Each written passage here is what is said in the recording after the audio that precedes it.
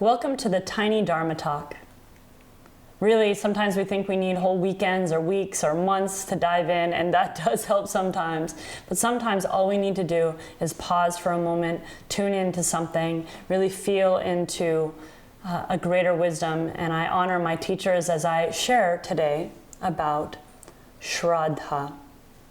Shraddha is often translated to faith. And I think in our Western culture, we have an idea about faith and what that looks like. And we assume that it's blind faith.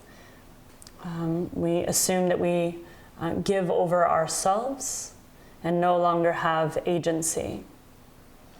Or it's from some magical superpowers, which maybe it's all of those things as well. But Shraddha is actually far more intricate and complex. Shraddha in its truest form really means aligning with what is in your heart. So what is in your heart? And how do you align with it? How do we express Shraddha? How do we find it? How do we let it penetrate our actions and our choices?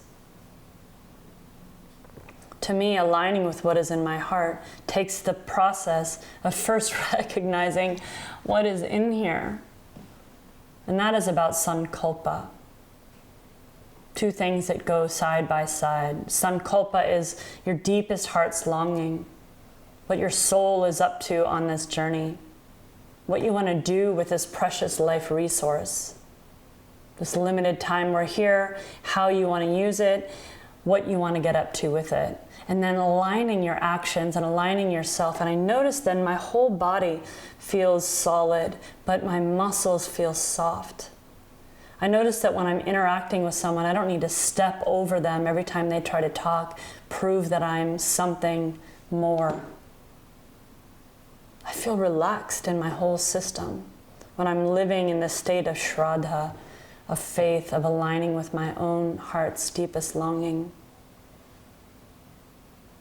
And that's why they have all of these steps of practice. That's why after 30 plus years, I still come and I sit down and I get quiet. Not always quiet in the mind, but at least I give myself that opportunity.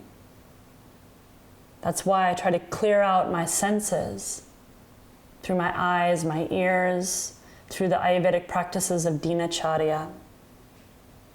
That's why I try to move and mobilize my body and twist and wring out so that maybe I can get to that place. I can practice a lifetime of dropping back into that place of Shraddha.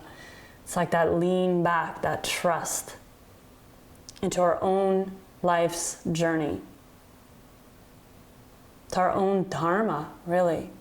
Dharma being many things, but in this case, using it as your life purpose. So any ways that you can find the practice of Shraddha, of aligning with your heart's deepest longing. Thank you for joining me for this little mini Dharma, tiny Dharma, and we'll come visit you often. Om.